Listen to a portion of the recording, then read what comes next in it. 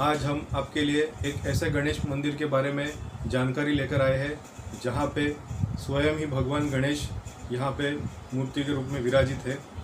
यहाँ पे ऐसी मूर्ति जो प्रसन्न मुद्रा में है। भारतवर्ष में ऐसा एक ही मंदिर है जहाँ पे आपको भगवान गणेश की मूर्ति यहाँ पे प्रसन्न मुद्रा में दिखती है।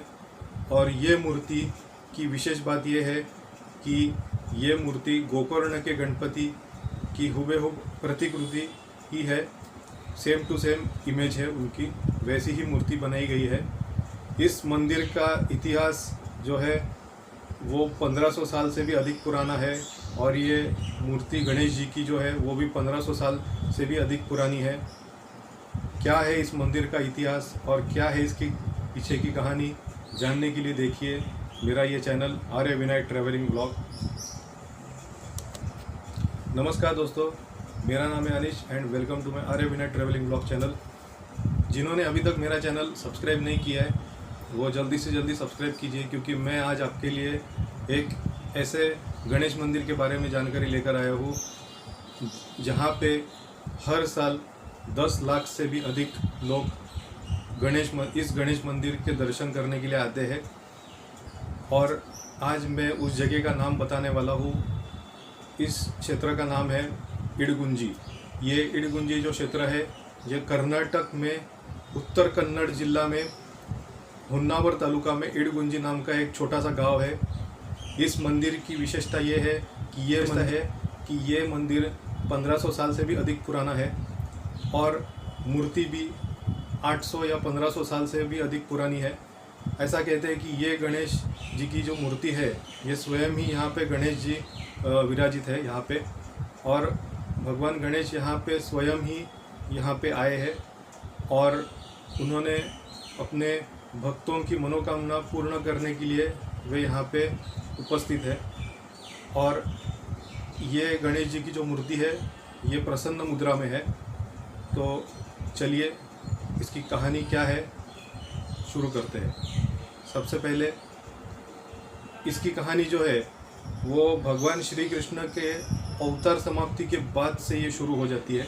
भगवान श्री कृष्ण ने जब अपना देह त्यागा था भालका तीर्थ में, वालखिल्य ऋषि और अन्य जो ऋषि थे बद्रिकाश्रम में, वहाँ पे सूत पुराणिक ऋषि भी थे उनके साथ। तभी वे सब कलयुग आने के बाद वे देख रहे थे कि कलयुग में ऐसा बहुत इतना प्रभाव दिखा उन्हें कि यहाँ पे कोई किसी की इज्जत नहीं कर रहा है, कोई किसी से ढंग से बात भी नहीं कर रहा है, सभी लोग ऐसे जानवरों को मार रहे हैं, बहुत से लोगों की बुद्धि भ्रष्ट हो गई है, ऐसा उन्हें सब दिखने लगा।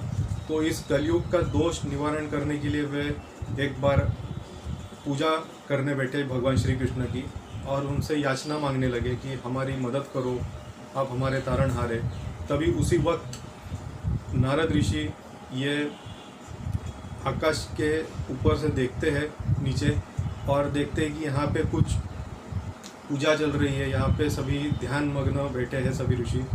तो उन्हें उत्सुकता होती है नारद ऋषि को कि यहाँ पे इनसे पूछा जाए कि क्या हुआ है।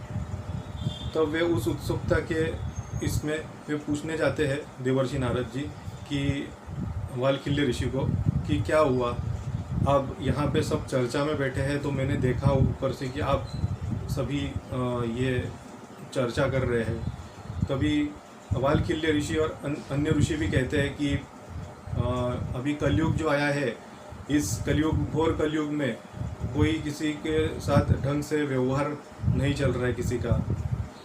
हर लोग झगड़ा ही झगड़ा, फिर मारपीट, ये सब चल रहा है यहाँ पे, जानवरों को मारना, फिर ऐसा ये सब चल रहा है। तो हमें इस कलयुग के दोष का निवारण करने के लिए हम इस विषय पर चर्चा कर रहे हैं। तो नारद जी के आने से वालखिल्य और अन्य ऋषि ये सब उन्हें बताते हैं।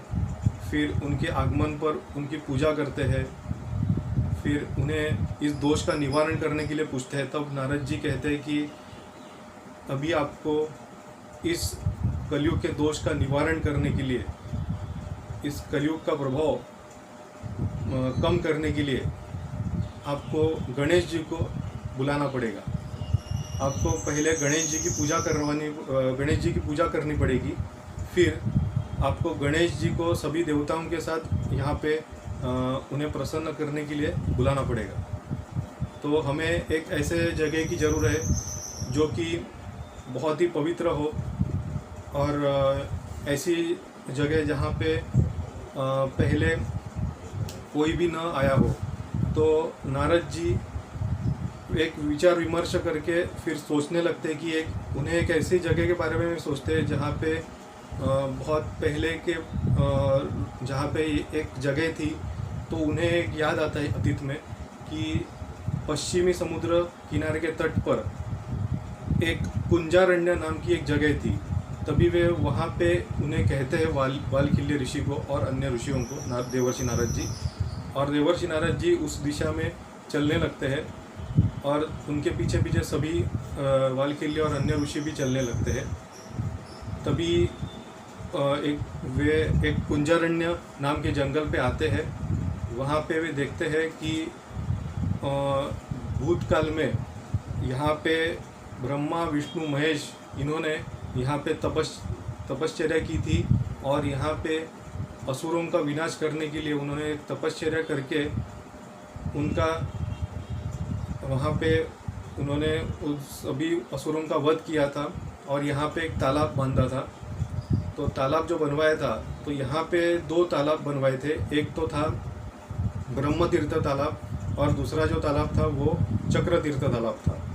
तो देवर्षि नारद वहाँ पे इन अन्य ऋषियों के साथ आते हैं और वहाँ पे उस जंगल में उन्हें वो जगह बता देते हैं, और वे कहते हैं देवर्षि नारद जी कि ये आपके लिए पूजा का स्थान यहाँ पे योग्य है। आप यहाँ पे भगवान गणेश के साथ साथ त्रिदेवों को भी यहाँ पे बुलाइए और देवी माता सभी को बुलाइए आप। तो ऐसे करके वे वहाँ पे होम हवन याद करते हैं, और तभी सभी त्रिदेव और त्रिदेवी सभी आते हैं यहाँ पे, और बाकी के सभी भगवान आते हैं, इंद्रादि देवता भी आते हैं। सिर्फ मात्र क्या होता है कि यहाँ पे बाद में होम हवन पूजा, सबकी पाद्य पूजा करते हैं, सभी का आदर सत्कार स्वागत करते हैं। फिर ऐसे में आखिर में नारद जी पार्वती माता को कहते हैं कि आप जब आई गए तो आप गणेश जी को भी बुलाइए, क्योंकि ये उनके लिए ही पूजा ये प्रारंभ की है कलयुग के दोष मिटाने के लिए। तब पार्वती माता ये गणेश जी को बुलाने के लिए कैलाश लोक जाती है और वहाँ पे गणेश जी को बुलाती है, और गणेश जी भी आते हैं यहाँ पे, और वहाँ पे गणेश जी की पूजा सभी त्रिदेवों के साथ होती है। उनकी पाद्य पूजा करते हैं ऋषि गण, और बाद में गणेश जी प्रसन्न होते हैं, और गणेश जी प्रसन्न होने के बाद उन्हें कहते हैं कि आपने मेरी पूजा की, मैं प्रसन्न हूँ आपसे। तो और मुझे ये भी जगह बहुत पसंद आई है, तो आज से मैं अपना कैलाश लोक छोड़ के यहाँ पे मैं आया हूँ। अभी मैं यहीं पे विराजित होऊंगा, और बाद में इस जगह पे मेरे जो भी भक्तगण आएंगे मेरे दर्शन करने के लिए, तो उनकी सभी मनोकामनाएं मैं पूर्ण करूँगा। और यहाँ पे जो भी अपने मन से यहाँ पे अपनी इच्छा मुझे बताएगा, उसके लिए मैं उसकी इच्छा ज़रूर पूरी करूँगा। अब मैं आपको इस गणेश मंदिर के बारे में एक विशेष बात बताता हूँ। इस गणेश मंदिर की विशेष बात यह है कि इस गणेश मंदिर में गणेश जी का जो वाहन मूषक जो है वो यहाँ पे नहीं है। अब वो क्यों नहीं है, इसका कारण अभी तक पता नहीं है, लेकिन यहाँ पे गणेश जी जब आए थे तभी वे स्वयं यहाँ पे आए, और जब भी वे आए तो यहाँ पे वे खड़े ही रहे, और ऐसे ही वहाँ पे वो स्वयं ही आए और उन्होंने कहा कि अभी से यही मेरा स्थान है और मैं यहीं पर अपने भक्तों की इच्छा मनोकामना सभी पूर्ण करूँगा। तो ये है इडगुंजी गणेश मंदिर का महत्व। और दूसरा कि ये गणेश मंदिर जो है, इसका श्रेय जो जाता है वो नारद ऋषि को ही जाता है, क्योंकि उन्हीं की वजह से गणेश जी यहाँ पे आए, और यहाँ पे उनके नाम का नारद मंडप है। और जब गणेश जी यहाँ पे आए तभी ऋषिगण ने जब उनकी पूजा की तभी उनकी आज्ञा से, गणेश जी की आज्ञा से सभी वहाँ पे एक अपनी शक्तियाँ, गणेश जी ने अपने अंश की शक्तियाँ यहाँ पे इस जगह पे उन्होंने डाली। तो यहाँ पे वो सभी शक्तियाँ आज गणेश तीर्थ नाम का एक छोटा सा तालाब है जो बराबर गणेश मंदिर के सामने ही है, लेकिन उसके ऊपर वो बिल्डिंग बनाई हुई है और बड़ा सा दरवाज़ा है। उसके अंदर जाएंगे तो नीचे तालाब है। तो यहाँ पे ऐसी ये जगह है इडगुंजी। तो अभी ये जो इडगुंजी मंदिर है ये कर्नाटक में है। ये कारवार से लगभग 115 किलोमीटर में है। कारवार ये गोवा कर्नाटक बॉर्डर में आता है, लेकिन एक्चुअल में कर्नाटक में ही है। कारवार से ये गणपति आपको सबसे नज़दीक पड़ेगा 115 किलोमीटर। दूसरा यहाँ से नज़दीक में मुर्डेश्वर है जो 20 किलोमीटर के अंतर में है। और कारवार से इडगुंजी जो है ये लगभग 2-2.25 घंटे का रास्ता है। और जैसे ही आप इडगुंजी में पहले प्रवेश करेंगे, ये नेशनल हाईवे 17 में ये गांव आता है यहाँ पे। तो इस गणेश मंदिर की एक ही खास बात है कि यहाँ पे इडगुंजी नाम का कोई बोर्ड लगाया नहीं है, लेकिन उन्होंने एक गणेश जी का ये पूरा का पूरा एक खाम बनाया हुआ है मंदिर का। वहाँ पे ऊपर गणेश जी की मूर्ति है, आप फोटो में देख सकते हैं। और दूसरा कि ये गणेश मंदिर एकमात्र ऐसा है जहाँ पे गणेश जी प्रसन्न मुद्रा में है। आप फोटो में ध्यान से देखिए। और ये मेरा वीडियो आपको कैसे लगा ये मुझे ज़रूर बताइए। लाइक और सब्सक्राइब ज़रूर कीजिए।